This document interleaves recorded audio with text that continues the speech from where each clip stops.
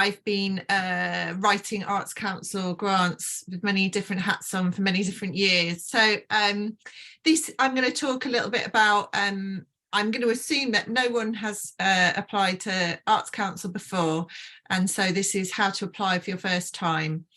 And it's subtitled The Joy of Grantium, which, sorry, there's some, also I'm having some building work done. So if you can hear some noise in the background, I'm really sorry. Grantium is the portal that you use, which I will talk about and explain, but it's the portal where you write your application, and it's difficult to use and it crashes all the time and it's not user friendly. The Arts Council fairly recently changed the way that they did things. So last time I did this was just after it changed, so it says what's new, so it's not so new now, but it is the current picture. So what they're prioritising at the moment, and I'm happy to share these slides afterwards with everyone so you can have copies of them. They are prioritising first-time applicants, people who went for emergency funding during the pandemic. That doesn't count, so you probably didn't go for that anyway. They're prioritising freelancers, and protected characteristics are a priority. If you're not sure of what protected characteristics are, if you just Google protected characteristics, that will come up and you'll be able to have a look. They want to prioritise work that will make the most difference, so they're looking to support independent creatives who are also looking to support each other. So if you're going, ideally you don't just want to be applying for you, and when I talk about work, that could be any creative work. I can see we've got photography people here, fine art people, any sort of work. They cover everything from visual arts through to from pottery and crafts through to dance, making theatre work, aerial work, everything is covered. So when I'm talking about work performances, if I'm using different terminology than you use, then just ignore that because your work is counted. But when you apply, you want to think about how many other freelance creatives are going to come on board with you. Are you going to have some other creatives you're going to collaborate with? Maybe you're going to bring in some critical friends or a dramaturg or some sort of mentor. Like, how are you supporting the wider sectors? They want to see that your application is sort of making a difference to the arts sector. You might want to apply for organisational development. You might have come out of your training and want to set up your own company and apply to set it up and for organisational development, and you can do that. And you might want to look at how you want to work in new and different ways, and you can apply to them for that. They're really keen to see new business models and new ways of working, so you can absolutely do that. Inclusivity and diversity is key for them. And also, I'm going to talk a lot more about these, but just at the moment, just accept that these are terms that are important for them, and then I explain it to them. So there are their priority areas and levelling up areas. So I have put a link in there. You can have a look in your own time, but I'll talk a bit more about them. Priority areas, there are 54 of them. Levelling up areas, there are 109, and they are all over England. I'm also going quite fast. I'm aware of that, but I know it's being recorded, so you can re-listen to it at your own time. And like I said, I'm happy to share the slides, but there's quite a lot to get through in an hour. So I'm going to whiz through, but also feel free to ask any questions you want. I'll try and save a bit of time at the end, but also just put your hand up if you really want to ask something. So what can you apply for? Research and development into your new idea, your new project, creation of that new work. Like I said before, organisational developments, that could be setting up a new company, writing a business plan, hiring a fundraiser, getting some consultancy, getting some mentorship. You might need new software or tech equipment needed to make or develop that work. You can apply for all of that. You can apply for a new laptop if that's what you need, and a shift in your work. Maybe you've been making indoor work and you want to make some outdoor work. You can apply for time to think and plan.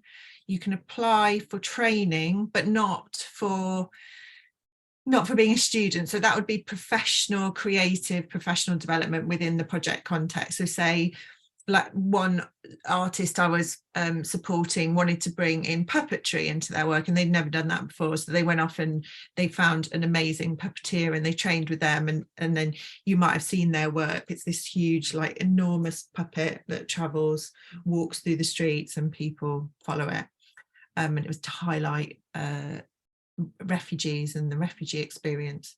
And you might want to make touring a live work, and that includes exhibitions. So if you're in fine art, you might want to make work that you're then going to exhibit, and maybe that's going to tour around England. So that's just a brief overview of what you can apply for. So I talked a little bit about Grantium. So sorry, just going to check my next screen if that's in there. No. So you need to, the first thing you need to do is set up an account for yourself. So if you just go onto the Arts Council website, at the end of this, I've put some useful links, so it's on the last page. It says, have you applied to project grants before? If not, click here. You click there, it takes you through to this portal called Grantium, and you set yourself up an account, and then you probably have to wait about 5 days for the Arts Council to come back to you and say, yes, your account has been set up, here's your information, and then you can access the portal. So do that way in advance of thinking that you're going to apply for your first application. You could do that today. It takes about 10 minutes. The only thing you need to bear in mind when you apply is that your application needs to have the same name as your bank account. So if you're applying as yourself as an individual, it's the name that that bank account is in. But if you want to set yourself up as a company and you're going to call yourself whatever, the Fine Art Hub, then you've got to think that you've got to have a bank account in that name, otherwise they won't be able to fund you. So that's just the only little bit you've got to think about. And I imagine for the first time most of you will be applying as an individual. And my other bit of advice, which I don't think is on here, is to say set yourself up a separate bank account. Don't put it in your normal bank account where your rent goes from and your bills go from, because the amount of times I've had conversations with young artists who've then spent half of it on their rent by mistake and it's gone, and you have to write an evaluation and you have to say to the Arts Council how you spent it afterwards. So just it's really easy to set up a styling account or something on your phone. Just have a separate account and put the money in there. So my tips are work offline. I have talked a little bit about how Grantium is not that user-friendly. It crashes all the time. And there are some really brilliant templates that you can use at a website called The Uncultured. There's a link in there. If you click that link, it will take you to a whole really useful page of resources. And on there, on one of the blocks of colours where the resources are, you'll see like Arts Council templates, and it's really straightforward. And then you can do it all there, and then you can just cut and paste it in when you're ready. Just bear in mind the character count will be different. So on most of the questions, there's a clear character count in Grantium, and it says you've got 1,500 characters, you've got 800 characters. I don't know where, nobody knows where those numbers come from, because they do not correspond with words. So when you're counting your character count, just bear in mind that it will be slightly different. So don't just do a cut and paste into it, because what will happen is you might end up missing half of a sentence, and your answer to the question won't make sense. So it's just something to bear in mind. Be specific. So often my biggest piece of feedback when I read applications and feedback on them for people is that they're very woolly. There's a lot of waffle, and you've only got a really small amount of characters. So be really, really specific. If anything, use bullet points. Use statistics. So spend some time looking on Google for if you're making your work about the climate, your work has a theme of the climate emergency, or your work has a theme of working in a specific area, or you want to reach a community in a specific area, try and do a little bit of research into that and explain to them what they want to know is, what is the need for your work? Why do people want to come and see it? Why is your work important? So think about that and try and get some stats. I've just been writing an application for a piece which is about the climate emergency, and I've been gathering statistical data on the specific area that they want to work in, so I can prove to the Arts Council that it's necessary and that audiences want to see it. Use language from Let's Create. I'll talk about Let's Create a little bit later, but Let's Create is the Arts Council's 10-year plan of what they want art to look like in England. And so it's really important that you learn about Let's Create and that you use the language from it. Use plain English. Often people think, oh, they want like academic language, and I often read ones and they're really academic, and they don't want that at all. They just want plain English. Like I said before, use bullet points. You haven't got many characters, just set out your, like here, set out clearly what it is. Deciding which person you're going to write. So that's another thing. I often read them and people start off writing in the first person saying, I'm going to do this, I'm going to do that, and then say, we're going to do this, we're going to do that, and then they start talking about themselves as I, and then halfway through they start talking about themselves as the artist Lou Rogers, and it just gets really confusing. So just think about that at the start. There's no right or wrong, doesn't matter. A little tip is to use the ampersand in the little squiggly and to save in character counts rather than writing and say, and affirm what you're going to do. So don't say, I often read a lot that say, oh, we're going to try and do this, or oh, we're going to aim to do this. Don't say that. Say, we will do this, we will do that. Really positive. It's project funding, not emergency funding. So don't explain your personal circumstances. Don't say, I haven't had any work for ages and I really need some work, so I'm applying for this project. It's not that, it's a project. So it's you making your piece of work, or you doing some research and development, or all those other things we talked about, but it's a project and it's got a beginning, a middle and an end. And often what people don't take into account is this is the start of your relationship with the Arts Council. If you're going to be an artist, you want to develop a really good relationship with the Arts Council. You know, I know loads of people at the Arts Council. I regularly try to invite people along to my work. I find out who the marketing people are, and I send them a little invitation to come and see stuff. Over the years, they've used loads of pictures of my work in their own evaluation documents, which has been great. And so don't think, oh, the Arts Council is sort of some people who sit in an office over there. They're all people who work in the arts. A lot of them work part-time. And what you really want is you want to build up that relationship so that when you've got a few applications through, the person who is it says, oh yeah, I remember this person, they did that great thing. You know, I know, because I've been told that when my name's on things, they go, oh yeah, it's Lou. So you really want to think that it's a relationship with them. And you want to find somebody who doesn't work in the arts to read your application, what I like to call the granny test. So imagine that you were explaining to your granny what it is you were going to do, and your granny has no idea about the arts. So really clearly, like, get someone else to read it, and if they understand it, then it's passed the granny test. So the Arts Council are all about public engagement. It's public money that goes towards making public art for people to see and take part in. So even if you're applying for organisational development or the research and development, like I talked about earlier, you still need to have public engagement. So you need to think about if it's at the start and you're doing research and development, or you're doing planning or organisational development, you can say this work will help us in the future to reach these people and this many people.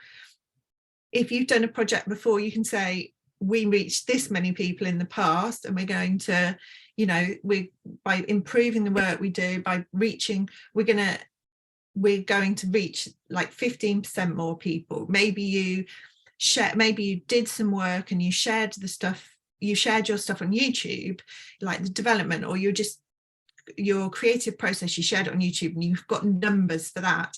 It could be that. It could be numbers from sharing stuff on TikTok. It could be sharing stuff on Instagram. Those are all public reach things, because if you're coming out of college, you might have not ever done anything before, but you can also include your college work. So maybe your end of term exhibition or any work you've done with friends. Maybe you've done some performances or exhibits or made some work while you're at college. That all counts, and you can talk to the college about how many people came to see it. It's always really useful to get some feedback. So if people are coming to see your work, ask them to write a little comment, even on post-it notes, about what they thought. So you've got all of these statistics for evidence that proves that people want your work. People have come to see it. People have said nice things about it. Maybe you've been really lucky and a paper came to review your exhibition, and then you've got a really nice press quote. So you want to prove to them that you know how to reach people, you know how to get the public engaged. So you need to think about who you're trying to target as well. Who is the audience? And don't say, oh, my work is for everyone. Be specific, because your work isn't. If you say your work is for everyone, it's not for a 4-year-old. It might not be for a 12-year-old. It might only be for adults, or it might be for young people. Who is it for? Be really specific. It might be for students. It might be that, like I said, if it's got a theme, if it's something to do with the climate emergency, it might be that you're specifically trying to engage people who are interested in climate issues. You might be trying to engage people who are really interested in whatever the themes are. Like, be really specific. Again, I've talked about Let's Create. So read Let's Create again. And there's a link at the end to Let's Create. And I just can't recommend reading it enough, because you have to really, you have to fit in with what the aims are for Let's Create. But that doesn't mean you have to change your work. Often I've talked to people and they say, oh, I don't know how to make my work fit Let's Create. All art work fits Let's Create. So read it, think about your work, read it, then go away and think, oh, how does my work, I'll talk a little bit more in depth later on about it, but there are sort of 3 outcomes in it. Your work will fit one of those outcomes. And so you're not trying to force your work into Let's Create. It's Let's Create does fit with your work. But when you read it once, you might think, oh my goodness, I don't understand it. But so just keep reading it, keep breaking it down. Also for public engagement, it's really useful to look at audience spectrum.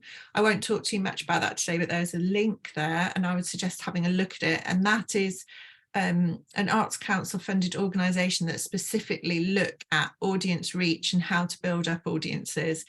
It can be quite confusing when you start looking at it, but actually it's a really useful website. It will show you areas of the country. It will show you what sort of people engage with work, what kind of work people go and see, what ages. And so it's actually really useful. And again, spend some time having a look at it, like you're going to spend some time Googling to get your statistics.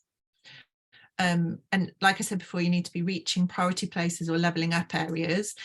And the nearest ones to Brighton are the nearest priority place is Crawley, and the nearest levelling up places are Arran, Arder, and over in Eastbourne.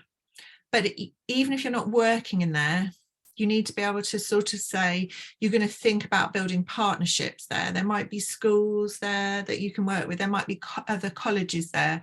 There might be other creatives there. Or you might just want to think about, you know, like there's the Towner Gallery over in Eastbourne. You can say, I'm going to start talking to the Towner. I'm going to build some bridges. I'm going to talk to them about what the community they reach. You're going to budget for like 3 meetings where you're going to travel over to Eastbourne, talk to the Towner. Just some thinking in there around the levelling up areas. If you're not going to explain, if you're not going to reach many people, because it is for research and development, and most of the time you're going to be in a studio making work, then explain that. It's okay, as long as you've thought about, when you've made that work and you exhibit it or tour it or perform it, how you're going to reach audiences afterwards. So it's, as long as you acknowledge that, don't try and hide that away.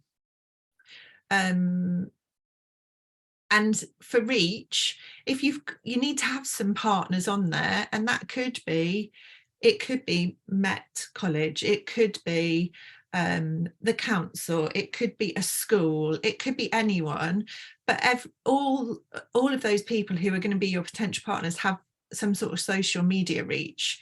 So look them up on all of the social media platforms and have a look and see how many people follow them, add all those numbers up, and you've got some reach. And then you can say, I'm going to aim to reach 15% of those people, or whatever, or 25%, I think I've put here. Yeah, so if it's digital, you can look at past films that people have released, you can look at YouTube channels, and you can aim to reach 25% of what they reached before. And you need to think about how you're going to engage communities, because that's what they want to know. But communities could be a community of artists, a community of students, a classroom community of young people. So communities as well, often people think about, oh gosh, hundreds of different communities that we've got in Brighton or around us, but it can be a community of like-minded artists. That's a community as well.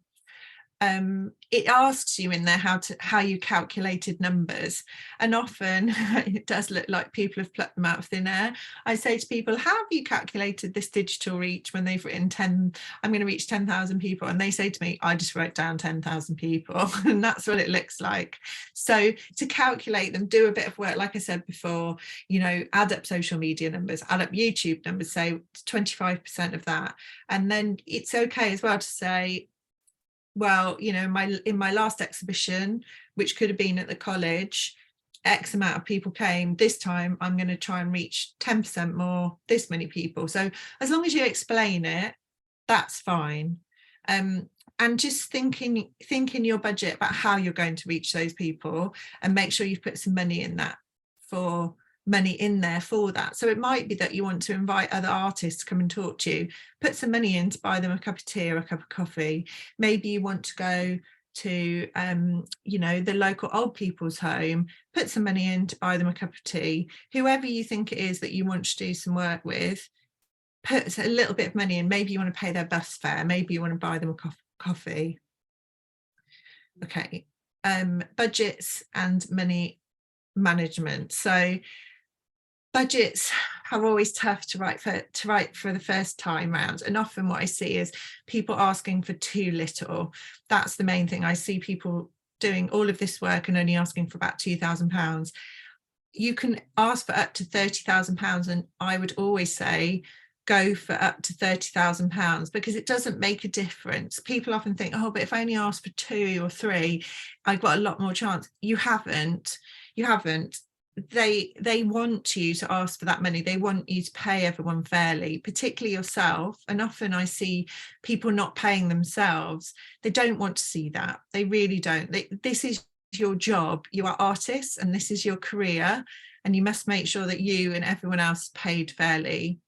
So you do have to have some match funding, which has to be at least 10%. But this doesn't have to actually be cash. It can be support in kind. It could be you putting a bit of your own money in, or you could do crowdfunding.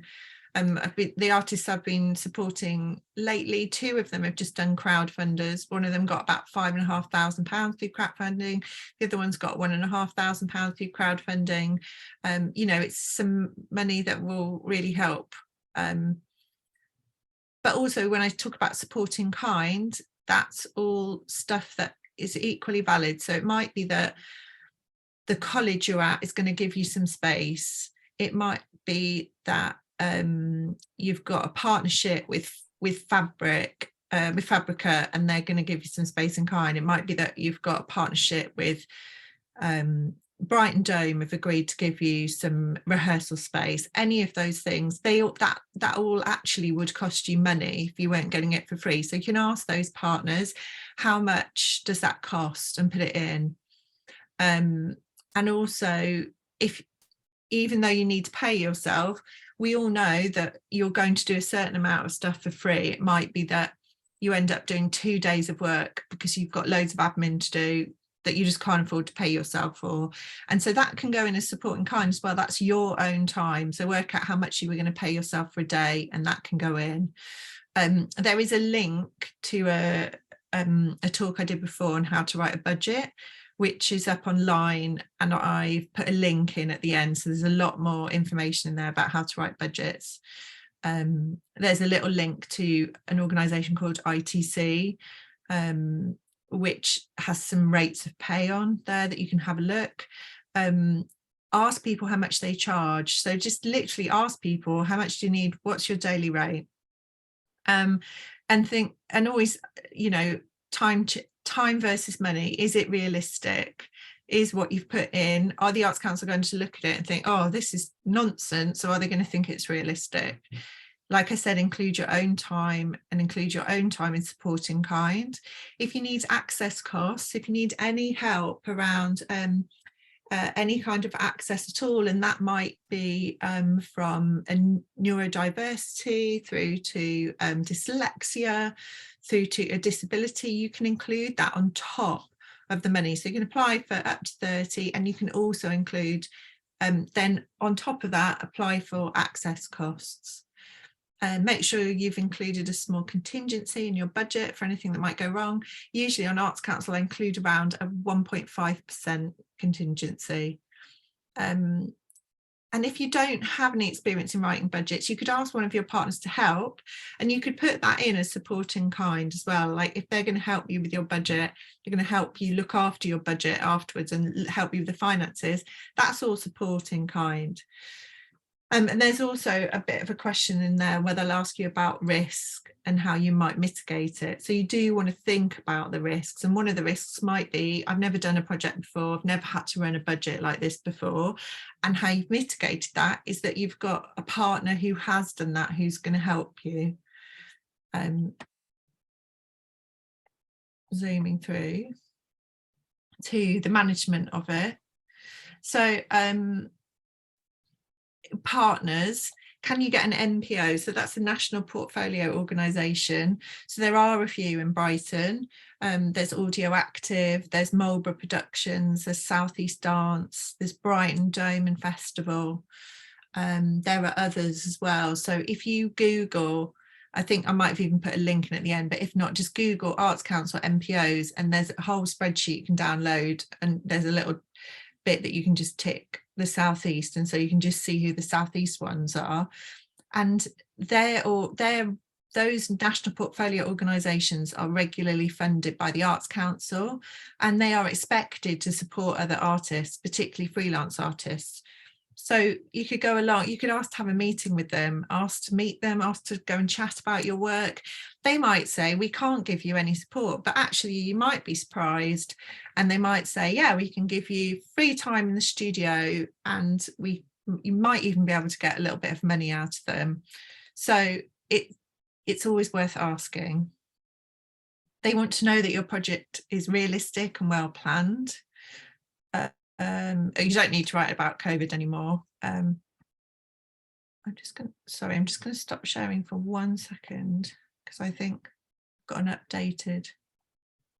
Sorry.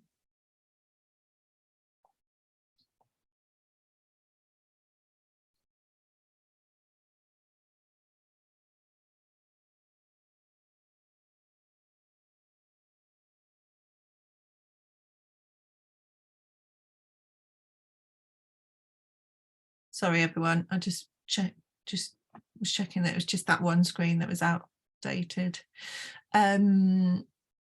Yeah, they want to know that it's realistic and well planned. You don't need to talk about COVID anymore. You did used to have to talk about how it would be safely delivered. And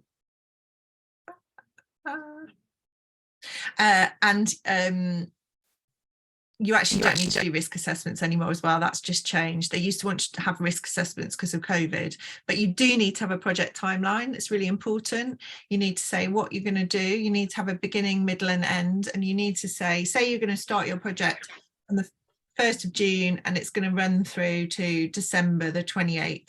You've got to write a whole list of things you're going to do between that time. And that might be you're going to go and have these meetings with the MPOs. You're going to write contracts for everyone you're going to work with.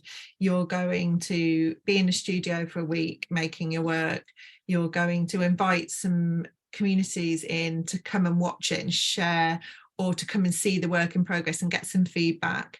And then you're going to go back into the studio again. You're going to get some mentorship. You're going to travel around and go and meet some other galleries or exhibition spaces and talk to them about how you can get your work in. Anything you're going to do has got to be in that timeline. And at the end of that, you need to include your time for evaluation, because they will hold back 10%, and then you have to write an evaluation as well. So you have to then write an evaluation at the end that says, this went well, this didn't go so well, and any differences in your budget. Okay. So this is what was a little bit more about Let's Create. So in Let's Create, they've got things called outcomes, which are split into 3 things. So these are the most important things on this screen, really, in terms of what the Arts Council want you to tell them that your work links up to what they want to see, for a better artistic country that we live in. So the outcomes are split into 3 things, and this is where people always get really confused. So creative people is one of them, cultural communities is the second one, and the third one is a creative and cultural country. So they all sound so similar that everyone always gets confused. But creative people is more about sort of from children, so from early years, that's EY, through to children and young people, CYP. So early years through to the end of the end of time in education, which could be creativity in and outside of school. So maybe you could be running some workshops as part of your project inside school, or maybe some after school clubs, so inside and outside schools. Maybe you're going to take on an intern to work alongside you and offer them some support. That's a progression pathway into work, and also about increasing participation. So what are you going to do to get more people involved in your project? So that's a little brief overview, but when you read Let's Create, there's a long explanation.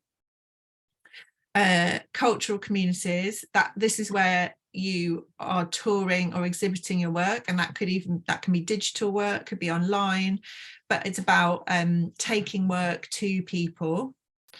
So that's working in communities, working collaboratively with communities. So you might want to bring in a group that you're going to develop your work with. It's also about improving health and well-being. So you might be working with a group of people. And one artist that I work with, she works with artists in recovery from drug and alcohol addiction. So there's a lot around health and well-being in her work. It's also about connecting people and places. So that might be taking your work out to more rural areas, doing some rural touring, or even working nationally or internationally. And a creative and cultural country, the last bit, that's about creating new work. So this is where, if you're going to create a new piece, this is the outcome that you would tick. And it's also about opportunities to get into the arts professionally or to stay in the arts. So you might be saying, this project enables 5 other creatives to work alongside me. So that enables people to either start careers. They might be young artists starting off and it might be their first piece, or they might be older artists and it's enabling them to stay in the arts. This one is also about collaborations between higher educational institutes, venues, cultural organisations. So maybe you're doing something in partnership with someone, or you're working in a college, or you're going to work with, like I said before, you might be developing your work with some students or something like that. It's also about supporting innovation, particularly in technology. So if you're going to work with a digital creative, or your work is about digital output and technology, and that's what this one is also about. And then investment principles. There are 4 investment principles. Number 1 is ambition and quality. Number 2 is dynamism. Number 3 is environmental responsibility. And number 4 is inclusivity and relevance. So again, you need to work out which of these your work ticks. So everybody has to answer inclusivity and relevance. That's mandatory. And that is about something that they call the creative case for diversity. So again, that's in Let's Create. There's some links at the end where you can read a bit more about it, but that is looking at who are you working with, and that goes back to the protected characteristics that I talked about before. So that might be age, that might be race, that might be sexuality, that might be gender. Again, have a Google of protected characteristics if you're unsure, but they really want to know, they are specifically at the moment interested in female artists, they're interested in Black artists, and they're interested in disabled artists. So those are their kind of 3 priorities, key priorities at the moment, because the Arts Council feel those groups are underrepresented in the arts. And ambition and quality, so it's about improving the quality of your work, bold, innovative, how you gather views, how you do your evaluation, how you do co-creation. Dynamism is the one that everyone always says, what on earth is dynamism? Dynamism is about new technology. It's about responding to changes and opportunities. It's about new and different ways of working, partnerships outside of the arts. And environmental responsibility is exactly what we think it is. So what are you doing best to respond to the climate emergency? How will you work differently, better? How will you prove to the Arts Council that your work will be sustainable and the way that you work will be sustainable? And here, I'm not going to read this one out, but this is a little sneaky screenshot I took of an Arts Council webinar that I went to that they don't actually share on their website. But this I felt was the clearest way I've ever seen it. I've ever seen them break down what they're looking for under creative people, under cultural community, and under creative and cultural country. So again, you can have a look at this. I'll share the slides, but this I felt I use this all the time when I'm writing Arts Council applications, because it really helps me to understand what they're looking for. Okay, some final thoughts, so we can get some questions. If you get a rejection, don't panic, because I've had quite a few rejections in my time, but the chances are you will get rejected first time around. Most first time applicants, it takes about 3 times to get through. So, but they will give you feedback. So read that feedback, really take it on board and look at how you can make your application stronger. Sometimes the feedback is just, well, other applications were preferred. And even if it is that, that still means that yours wasn't quite as strong as everyone else's that was on the table at the time. So think about what you can do to make it stronger.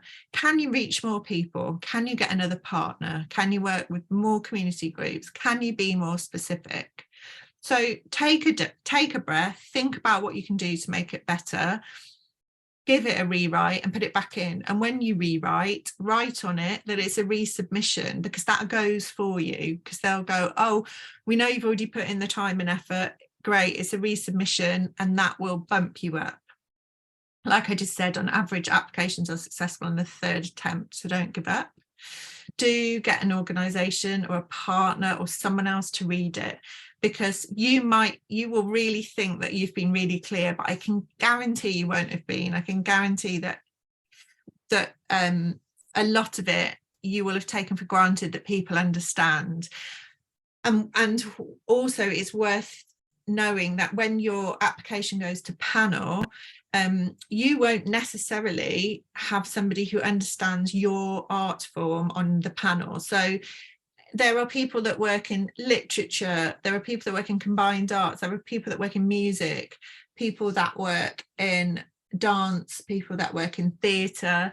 And so if you come from a visual arts background, you might be lucky and get somebody from Visual Arts Council department on your panel who understands visual arts, but you might not. You might get 2 people from literature and 1 person from music, and they don't understand your world. So you have to really explain everything clearly.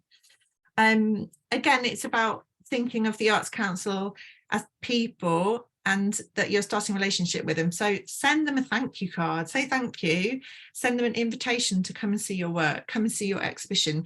Or if it's about research and development, to come into the studio. That for me has worked wonders over the years. I now know who the people are at the Arts Council, and that really helps. And tag them. They've got a great marketing team. Tag them in all of your social media, use their hashtag ACE supported, and they will retweet, reshare your social media, which again has a better reach, and you can keep on top of all those numbers. And then at the end, in your evaluation, you can say, we said we were going to reach 5,000 people, but actually we reached 20,000 people because thanks to the Arts Council resharing it, it made it to a wider audience. And so here are the useful links.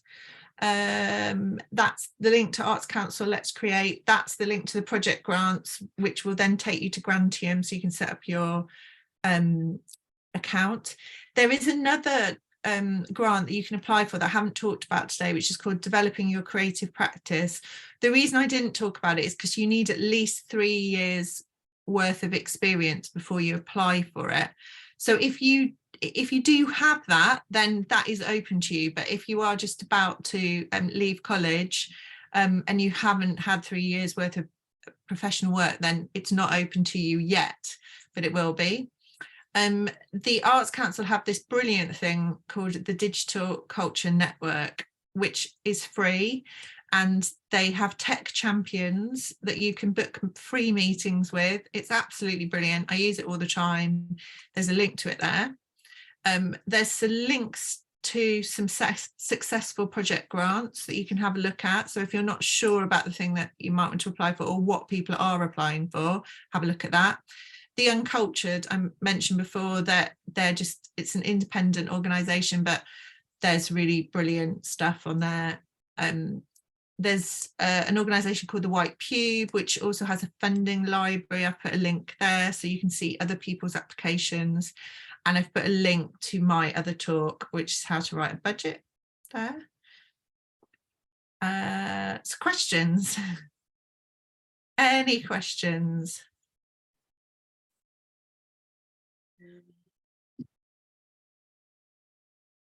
If I was deciding, can you hear me?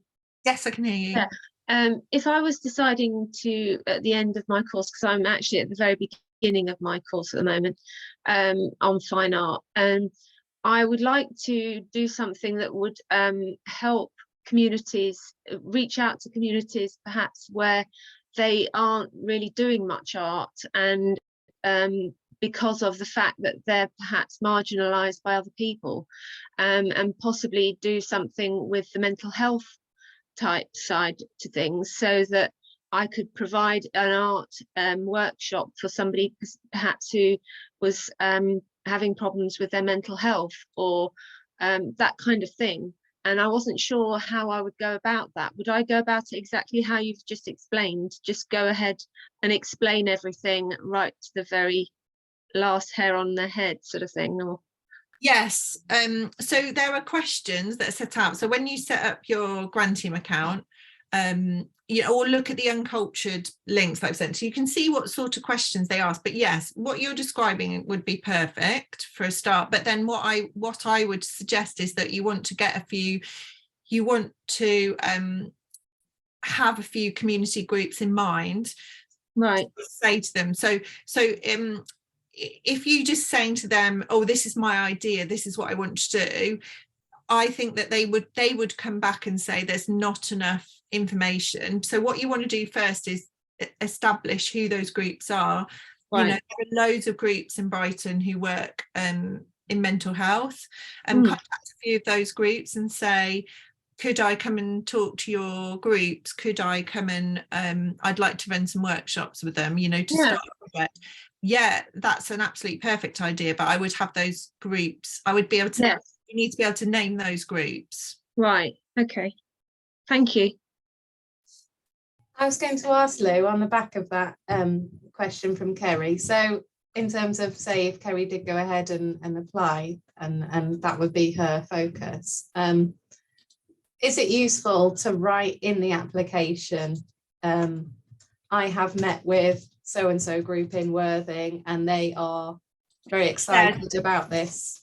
Yeah, so you've got a bit which is called partners, and you have to list all of your partners, and also there's a chunk of space under that where you have to write what those partners are going to do with you. So that's the bit where you'd write, I've met with Gemma from Worthing Theatre and she's really excited and this is what they've said they're going to do, this is what I'm going to do with them. Yeah, absolutely.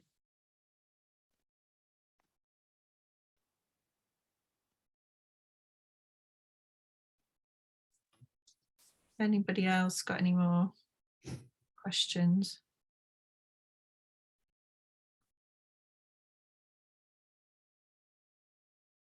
Silence. Any questions from any of the fine art or photography? Again. Yeah, Shirley has a question. Oh.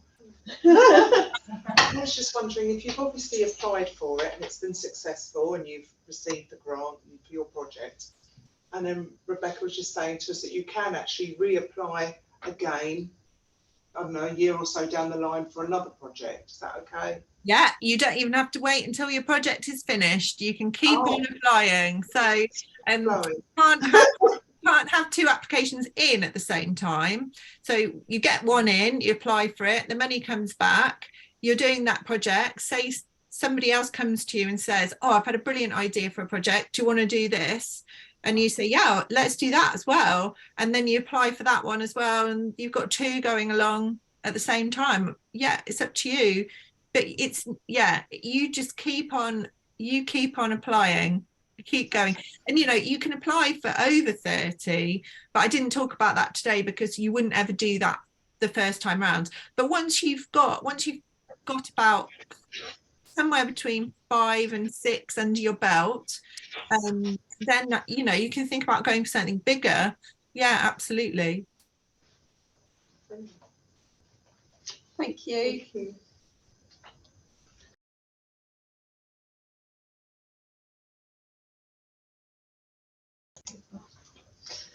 Martha just asked the question, you don't have to pay the money back?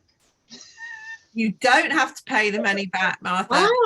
Yeah, your money. It's your money. It's not a loan. It's a grant. It's yours. But you have to make sure you spend all of the money, because if you don't spend all of the money, then you do have to give some of it back. And they do not want that. It is a headache for them to take money back. So make sure you spend all of that money, even if and also when you've put your application in, things might change. So you might think at the start, oh, you know what, I'm going to do some research into working with these communities and this artist, and I'm going to look at this way of working. And then halfway through you think, oh, actually, you know what, this isn't working. But you've got another idea that came out of that research and you go off in a tangent. That's fine. You can do that as well. And in your evaluation, you just write halfway through, you know, it wasn't working. I realized this was a better way of doing it and I went and did this, and that's fine.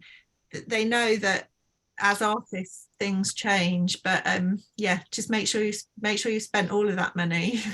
And do you have to be like graduated, or could we do it now? So you can't this is a bit of a grey area. So you can't apply when you're a student, but you could apply, like if you want to make professional work outside of your studies, you could apply.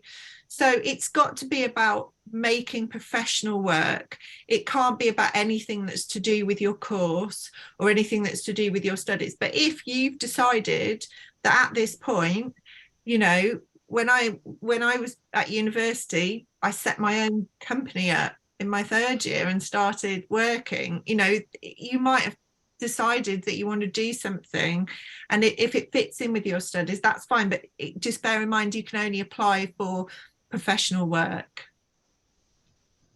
So if you do apply when you're a student, just don't tell them you're a student, you know, because you're applying for you to do professional work, not for you as a student. So that's the different thing. But yeah, if you say you're a student, then they won't fund you. What if it was a higher level, like you doing an MA? And No, it doesn't make any difference. That's not what they fund. So, right. So if you want, like I said before, if you realised you wanted to do a piece of professional development that actually, you know, say you were making this piece and you wanted to use some digital technology, like some augmented reality or something like that, and so you want to learn about that, you could go and either find somebody who does that as an artist and learn from them, or do a course in that, because you can say, you know, that's what I want to do. I want to bring in AR into my work and I don't know about that. So you could do that. And it, you know, if it was like a short contained professional course, or like I said, that guy who I'd supported, he wanted to bring a puppet in, he hadn't done puppeteering before, he learned how to do puppeteering from a guy for like a month. That's all fine, but you can't do anything like an MA, can't do a PhD, can't do any sort of official kind of longer studying.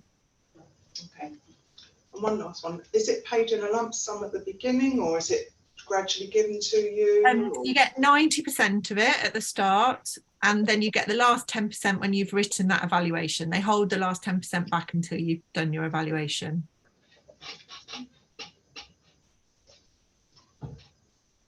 Thank you. You're welcome. So can I ask another quick question? Yeah. So what happens if you don't quite budget correctly and you've asked for less money than you actually need? You find that you've under budgeted. Yeah, so just don't do that. So just be careful. You can't go back to them and say, oh, I didn't budget enough money, can I have some more money up to 30? You can't do that. So you are stuck with the money, because that's why I say be really careful with your budgeting, really think about everything. You know, often you make sure you've paid everyone fairly, make sure you're covering your own time for your admin, make sure you're thinking about travel costs. If you need to bring someone in to work with you, their accommodation costs if they don't live locally, you know, you can put all of those costs in your budget. Really think about what you need, think about material costs, think about any other training that you need to do, paying your mentor, anything you need, like really think about what you need, because yeah, you don't want to end up not being able to afford to do what you wanted to do. You know, and you can, if it's a massive project, if it's a huge project, you can break it up into smaller chunks. So you can apply for the research and development phase. This is what I do all the time. Apply for the research and development phase, and then apply for the creation phase, and then apply for the performance, audience out facing, whatever that bit is, phase. So you've got like 3 parts to your project, because £30,000, although it sounds like a lot of money, it isn't a lot of money. It's really not, and it goes very quickly. So really think about how you can break it up, and then you can keep, then you know, then you've done that bit, and then you can apply again for the next lot. Like you can keep applying for it, as long as you can justify that you're still reaching some sort of audience, there's still some sort of public engagement, because because it's public money, and so they have to see that it is funding public engagement. Thank you so much for the talk. It's been brilliant. We're going to have to duck out now because there's a booking in the room that we're in, so we're going to have to leave there. But thank you so much, Lou. It's been brilliant, and lots of useful. Thanks for coming. Yeah, I'll send the slides through to Sarah and she can share them. So you've got all the links. Brilliant. Lovely. Thank you so much, everyone, for coming. Thank you. I hope it was really useful. Thank you so much, Lou, for You're welcome. time today. So yeah, I look forward to getting your slides. Yeah, thanks everyone. Nice to see you. Thanks a lot. Bye-bye.